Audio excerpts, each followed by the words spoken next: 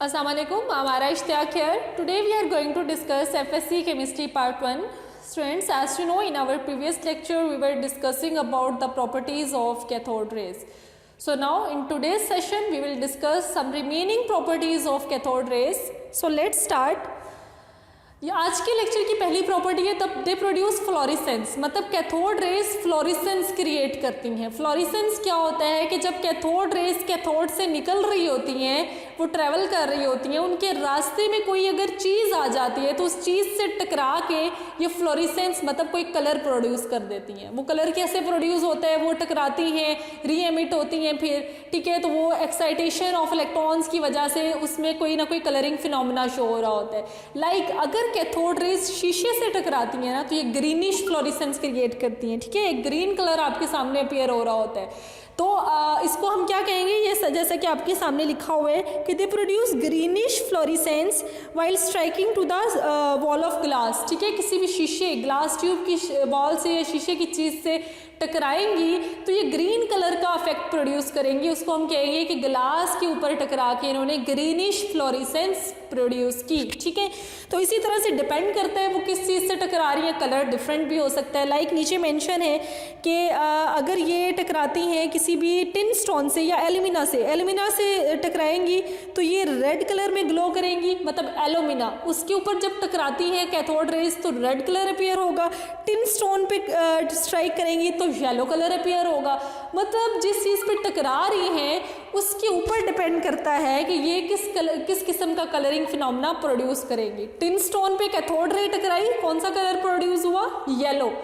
Alumina के ऊपर cathode rays जाके स्ट्राइक करेंगी, स्ट्राइक करने का मतलब होता है टकराना, उसके ऊपर जाके स्ट्राइक करेंगी, कौन सा कलर प्रोड्यूस होगा, रेड, ठीक है। ग्लास के ऊपर शीशे के ऊपर कैथोड रेज टकराएंगी, कौन सा कलर प्रोड्यूस होगा, ग्रीन, ग्रीनिश फ्लोरिसेंस, ठीक है। तो इस तरह से ये फ्लोरिसेंस प्रोड्यूस करती हैं अगर किसी भी चीज़ से टकराती हैं। और उस फ्लोरिसेंस का कलर कैसा होता है, वो कैसी फ्लोरिसेंस होती है, ये किस चीज़ पे डिपेंड करती है, ये आप मुझे व्हाट्सएप ग्रुप में right after hearing this lecture आप मुझे बताएंगे, ठीक है। इस लेक्चर के सुनने के फ़ौरन बाद जो टाइम बच जाएगा आपके लेक्चर का, उसमें आपने ग्रुप में ये चीज़ मेंशन करनी है कि कलर ऑफ फ्लोरिसेंस किस चीज़ पे डिपेंड करता है। मैंने अभी एक्सप्लेन किया, नहीं समझ आई अगेन रिपीट करके इस लेक्चर को सुने और मुझे व्हाट्सएप ग्रुप में इसका या कमेंट सेक्शन में आपने इस चीज़ का आंसर देना है कि फ्लोरिसेंस का कलर किस चीज़ पे डिपेंड करता है, कि किस कलर की फ्लोरिसेंस प्रोड्यूस होगी, ठीक है। नेक्स्ट हम देखते हैं they produce X rays and possess energy, मतलब कि कैथोड रेज जो हैं वो एक्स रेज प्रोड्यूस कर सकती हैं। एक्स रे कैसे प्रोड्यूस होती हैं, जब हम कैथोड रे को किसी भी लार्ज एटॉमिक मैस वाले सब्सटेंस या एनोड के ऊपर टकराते हैं तो उसमें से एक्स रेज प्रोड्यूस होती हैं। ये बहुत एक बड़ा सा एक्सपेरिमेंट है जो इंशाल्लाह हम इसी चैप्टर के कुछ नेक्स्ट टॉपिक्स में डिस्कस करेंगे इन डिटेल कि एक्सरे की प्रोडक्शन कैसे होती है, ठीक है, एक्सरे कैसे प्रोड्यूस की जाती हैं। तो एक्सरे कैसे, इन शॉर्ट कैथोड रेज की प्रॉपर्टीज़ में हम क्या देखेंगे कि कैथोड रेज को अगर किसी लार्ज एटॉमिक मैस वाली मेटल के एनोड पे टकराते हैं तो उसमें से एक्स रेज निकलती हैं, मतलब कैथोड रेज एक्सरे प्रोड्यूस करवा सकती हैं, ठीक है। Cathode rays can produce X ray when they strike, जब ये टकराती हैं an anode particularly with large atomic mass, किसी लार्ज एटॉमिक मैस वाले एनोड के साथ ये जब टकराएंगी तो उसमें से क्या निकलेगा, एक्स रेज, ठीक है। Cathode rays can produce heat when they fall on matter, cathode rays किसी भी मैटर के ऊपर गिरता है ना, टकराती हैं तो उसको गर्म कर देती हैं। इसका क्या मतलब हुआ कि they possess energy, simply cathode rays में एनर्जी होती है तभी ये किसी भी चीज़ से टकराए तो उसको हीट अप कर देती हैं, ठीक है। तो देखिए कि when cathode rays from a concave cathode, एक कनकेव फॉर्म का कैथोड आपने बनाया है, उसमें से कैथोड निकल रही हैं और उसको आप किस पे फोकस कर रहे हैं, प्लाटीनियम की फॉइल पे, तो वो प्लाटीनियम की फॉइल ग्लो करना शुरू हो जाती है, चमकना। क्यों चमकती है, क्योंकि वो गर्म हो जाती है, हीटअप होके ग्लो करती है। दोबारा से सुने कि कनकेव कैथोड से कैथोड रेज प्रोड्यूस करवा के जब आप किसी प्लाटीनियम पे गिराएंगे तो वो प्लाटीनियम ग्लो करना शुरू हो जाएगा। वो क्यों ग्लो करेगा? क्योंकि वो हीट अप हो जाएगा। तो क्या मतलब हुआ कि कैथोड रेज जब किसी भी मैटर के ऊपर गिरती हैं या उसके ऊपर स्ट्राइक करती हैं तो उसको हीट अप कर देती हैं। क्यों? क्योंकि दे पोजेस एनर्जी। ठीक है, नेक्स्ट देखिए, cathode rays can ionize gases. ये गैसेस को आयोनाइज कर देती है। गैसेस कैसे आयोनाइज होती हैं?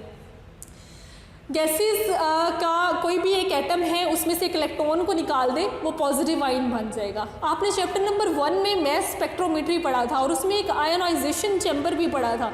वहाँ पे हमने देखा था कि इलेक्ट्रॉन बीम को गिरा के किसी भी सब्सटेंस पे, किसी भी एटम पे उसका इलेक्ट्रॉन किक आउट करके हम उसको पॉजिटिव आयन बना सकते हैं। इस फिनोमेना को हम कहते हैं हमने आयोनाइजेशन कर दिया, आयोनाइज कर दिया एटम को, उसका इलेक्ट्रॉन निकाल के उसको पॉजिटिव आयन बना दिया। ठीक है, तो वो इलेक्ट्रॉन बीम ही तो कैथोड रेज हैं एक्चुअली। ये तो हमने एंड में प्रूफ कर देना है कि cathode raise actually electron beam है। ये इलेक्ट्रॉन की ही तरह की खसूसियत है।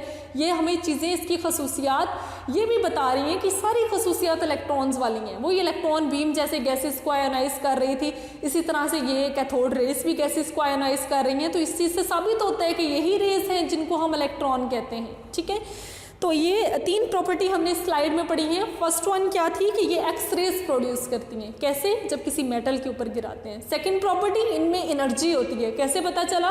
किसी भी मैटर पे गिरती हैं उसको हीटअप कर देती हैं। प्लाटीनियम के फॉइल पे गिराया, वो ग्लो करना शुरू हो गई। क्यों ग्लो करना शुरू हो गई? क्योंकि वो हीटअप हो गई। ठीक है, नेक्स्ट लास्ट प्रॉपर्टी कि ये गैसेस को आयोनाइज कर देती है। गैसेस को आयोनाइज करने का मतलब एक एटम में से इलेक्ट्रॉन निकाल देगी, वो पॉजिटिव आयन बन जाएगा। ठीक है, नेक्स्ट प्रॉपर्टीज हम देख लेते हैं कि कैथोड रेज केमिकल चेंज काज कर सकती हैं क्योंकि ये रिड्यूसिंग इफेक्ट रखती हैं। रिड्यूसिंग इफेक्ट का मतलब रिडक्शन क्या होती है?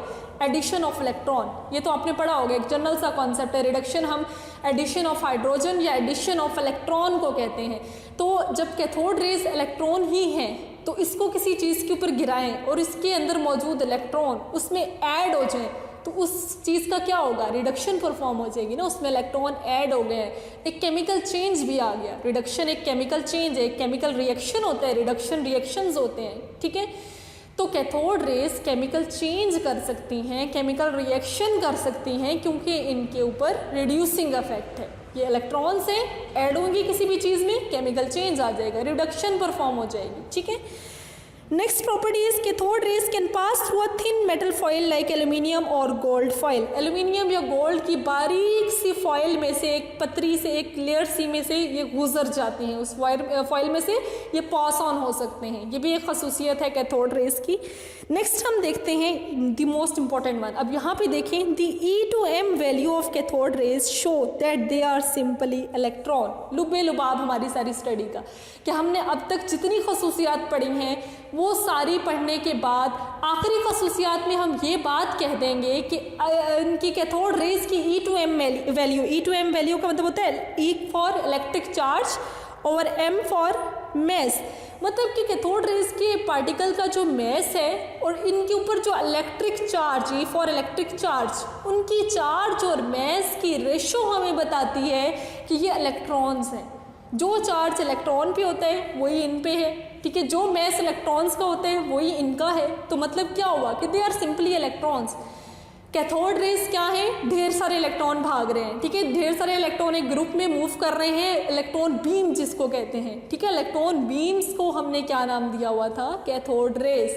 तमाम प्रॉपर्टीज़ पढ़ने के बाद हम सिंपली कह देंगे कि इनका इलेक्ट्रिक चार्ज और मैस की रेशो भी हमें ये बताती है कि cathode rays are actually electrons. ठीक है, J.J. Thomson conclude from his experiment that cathode rays consist of stream of negatively charged particle. Streams का मतलब कि एक नदी बह रही है नेगेटिवली चार्ज पार्टिकल की। ठीक है, नेगेटिव साइन वाले पार्टिकल की। वो पार्टिकल क्या है? इलेक्ट्रॉन्स हैं। ठीक है, उनकी एक नदी बह रही है और उसी नदी को, जो कि एक बीम की फॉर्म में, जब गट्टे की फॉर्म में, एक रे की फॉर्म में, एक रेडिएशन की फॉर्म में ट्रेवल कर रहे हैं, उसको आपने कह दिया कि ये कैथोड रेज हैं। ठीक है, तो इस तरह से सिंपली हमने एट द एंड प्रूफ कर दिया कि E/M वैल्यू जो है वो किसी भी गैस की हो जिसमें से कैथोड रेज निकल रही हैं, कैथोड से जो रेज निकल रही होती हैं, चाहे वो कोई भी गैस आप ट्यूब में डाल के उसको जलाएं और उस इलेक्ट्रिक वोल्टेज दें। ठीक है, और उसमें से जो रेडिएशन निकले, उनकी E/M वैल्यू हमेशा सेम होगी। क्यों?